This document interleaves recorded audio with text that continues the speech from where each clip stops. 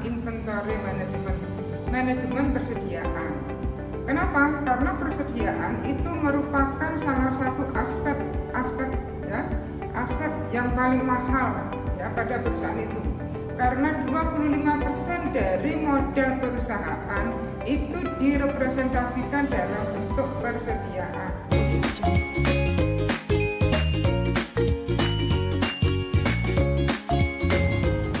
Assalamualaikum warahmatullahi wabarakatuh. Salam sejahtera, salam sehat semua. Apa kabar Anda semua para mahasiswa? Semoga dalam kondisi baik ya, sehat walafiat dan salam sehat selalu ya.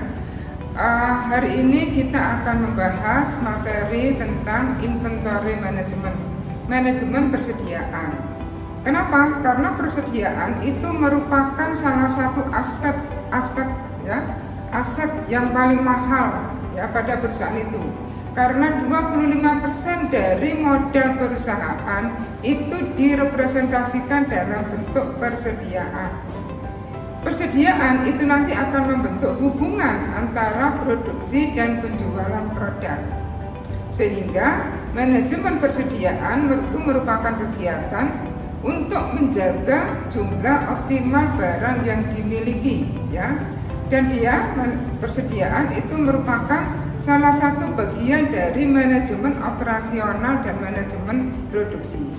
Nah, dengan mengelola persediaan yang baik, dengan memanage persediaan yang baik, maka akan mampu mengurangi biaya. Ya. Nah, seperti kita ketahui, persediaan itu nanti meliputi beberapa hal ya, antara lain yang pertama, barang yang dibeli dan disimpan untuk dijual kembali. Yang dikatakan itu adalah persediaan barang dagangan dan itu terjadi di perusahaan dagang ya. Kemudian barang jadi yang telah diproduksi ya. Kemudian ada barang dalam penyelesaian yang sedang diproduksi ya. Kemudian juga ada bahan baku ya, ada perlengkapan atau supplies ya, serta ada barang-barang habis pakai. Nah, persediaan diklasifikasikan sesuai dengan jenis usahanya nantinya ya.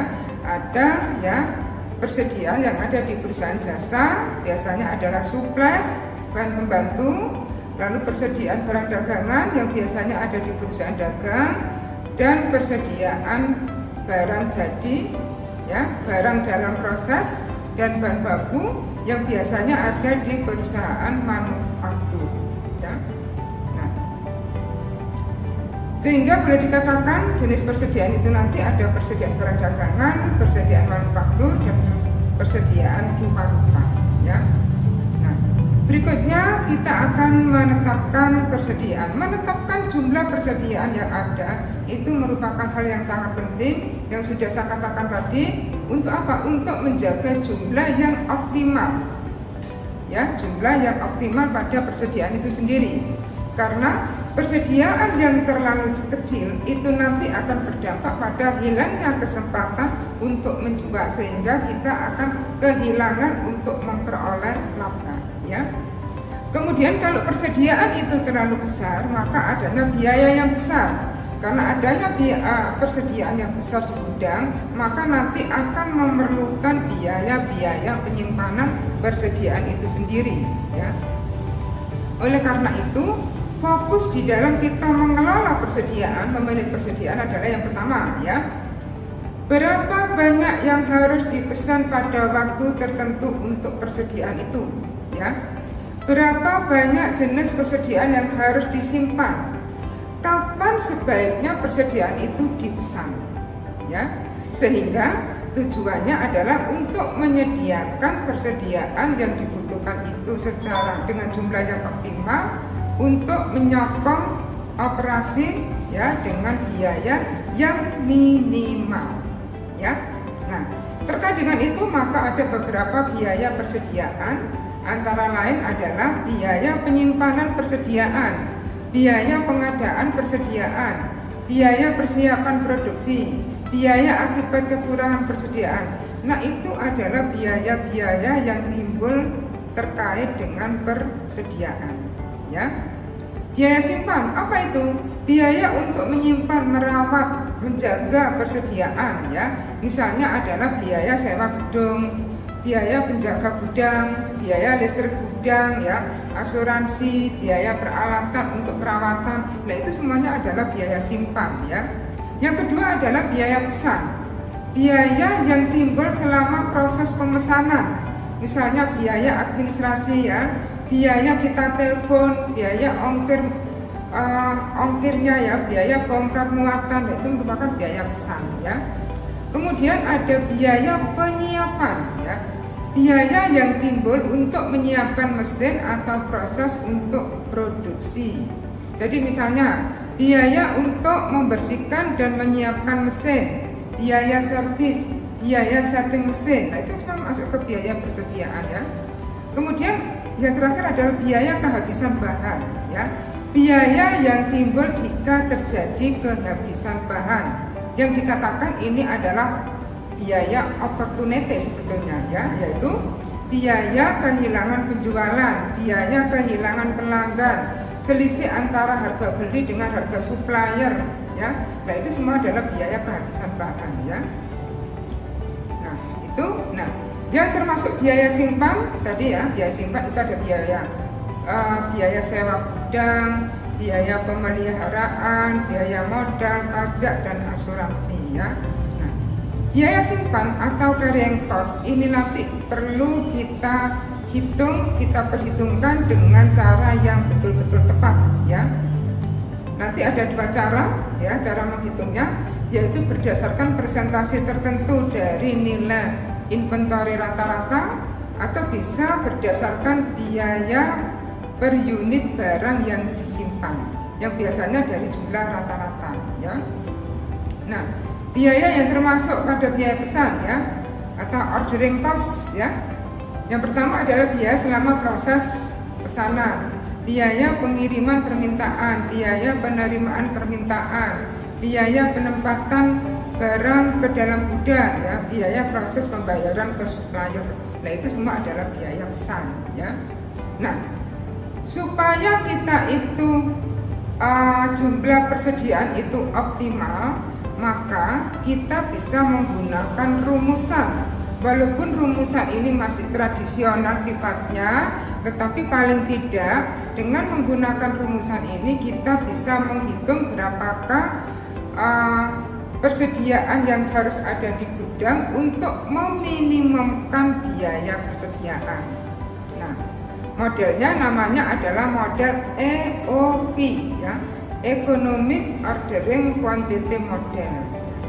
EOQ itu merupakan suatu metode yang digunakan untuk mengoptimalkan pembelian bahan baku yang dapat menekan biaya persediaan sehingga terjadi efisiensi persediaan bahan dalam perusahaan ya, sehingga perusahaan itu dapat berjalan dengan baik ya.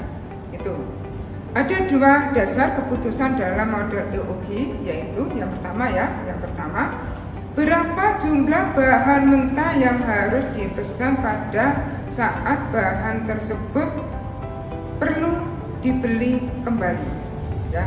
Jadi yang kedua, kapan perlu dilakukan pembelian kembali, reorder point ya. Jadi ada dua keputusan ya, yaitu berapa dan kapan. Berapa jumlah bahan mentah yang harus dipesan lagi, lalu kapan ya perlu dilakukan pembelian bahan.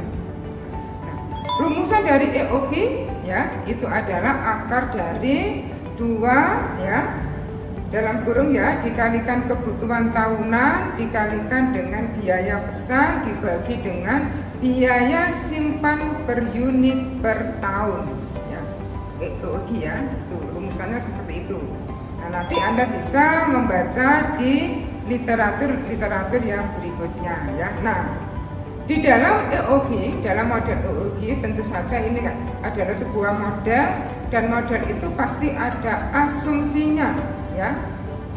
Asumsi dalam penentuan model EOQ ya, yang pertama, jumlah kebutuhan bahan baku sudah dapat ditentukan terlebih dahulu secara pasti untuk penggunaan satu periode. Ini yang sulit sebetulnya ya. Ini bisa terjadi kalau misalnya memang kebutuhan bahan baku itu sudah pasti ya. Padahal kita itu melakukan penjualan dan produksi itu jumlahnya kan tidak pasti ya, berfluktuasi. Tapi ini ada asumsi yang mendasari itu ya. Yang kedua, penggunaan bahan baku juga relatif stabil untuk satu periode. Ya, ini juga sulit kita jangkau ya, karena biasanya penggunaan bahan baku itu tidak stabil tergantung pada jumlah yang diproduksi. Jumlah yang diproduksi tergantung pada jumlah yang dijual ya. Kemudian yang berikutnya adalah harga bahan baku konstan selama periode tertentu ya. Itu asumsi yang ketiga ya. Kemudian asumsi yang keempat adanya lead time ya. Waktu tunggu mulai dari memesan sampai dengan barang datang itu tetap waktu tunggunya. Dan tidak terjadi yang namanya stock out ya, kehabisan bahan baku. Nah, di dalam EOG kita nanti juga akan membahas yang namanya reorder point ya, yang biasa disingkat ROP ya. Reorder point adalah titik atau tingkat persediaan di mana pemesanan kembali harus dilakukan ya. Rumusnya adalah penggunaan bahan baku dibagi dengan hari dikalikan dengan lead time ya. Nah, dalam pelaksanaannya biasanya ada kebijakan-kebijakan yang diputuskan oleh perusahaan sehingga perhitungan ROP disesuaikan dengan kebijakan perusahaan. Dan kebijakan ini berkaitan dengan persediaan pengaman atau safety stocknya, gitu ya. Nah, persediaan pengaman itu merupakan persediaan tambahan yang dimiliki untuk berjaga-jaga terhadap tingkat perubahan tingkat penjualan ya, atau mungkin diakibatkan adanya kelambatan produksi ya, sehingga ketika kita nanti menentukan persediaan awal ya, maka kita hitung ya EOQ ditambah dengan safety stock ya, persediaan pengaman gitu ya. Atau ya persediaan rata-rata itu sama dengan EOQ dibagi 2 di rata-rata ditambah dengan safety stocknya, persediaan pengamannya ya. Nah, kadang-kadang kita juga sulit untuk menentukan persediaan pengaman ya. Persediaan pengaman itu nanti ditentukan berdasarkan ya, satu, faktor pengalaman ya. Maka kita seorang akuntan itu kan pengalamannya sangat tinggi sekali ya terkait dengan persediaan. Maka faktor pengalaman itu menjadi hal yang penting ya. Pengalaman dalam menjual, pengalaman dalam melakukan proses produksi, pengalaman dalam menganggarkan itu juga penting ya. Faktor dugaan, estimasi, diestimasikan. Oh, kemungkinan nanti kondisinya seperti ini, sehingga saya perlu mengadakan persediaan pengaman yang sangat aman gitu ya. Kemudian biaya yang perlu kita pertimbangkan juga ya. Karena ketika kita ada persediaan pengaman, maka kita harus mempertimbangkan biaya apa? Biaya gudangnya, biaya penyimpanan ya. Kemudian keterlambatan ya, itu juga perlu kita perhatikan di dalam kita menentukan persediaan pengaman ya. Nah, ada beberapa contoh nanti ya di modul Anda akan beberapa contoh bagaimana cara menentukan besarnya persediaan pengaman ya. Jadi menetapkan jumlah penggunaan selama lead time ditambah dengan persentase tertentu untuk persediaan pengaman ya. Itu contohnya nanti misalnya seperti itu ya. Baik, itu adalah penjelasan yang terkait dengan manajemen persediaan ya.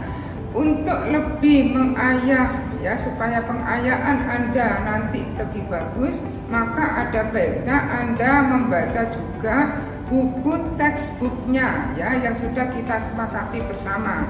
Kemudian kerjakan latihan-latihan soalnya ya. Kemudian nanti kalau Anda kesulitan silakan berkonsultasi dengan dosen pembimbing mata kuliah ini ya, dosen pengampu mata kuliah. Baik, saya akhiri ya. Saya ucapkan terima kasih. Salam sehat selalu dan wassalamualaikum warahmatullahi wabarakatuh.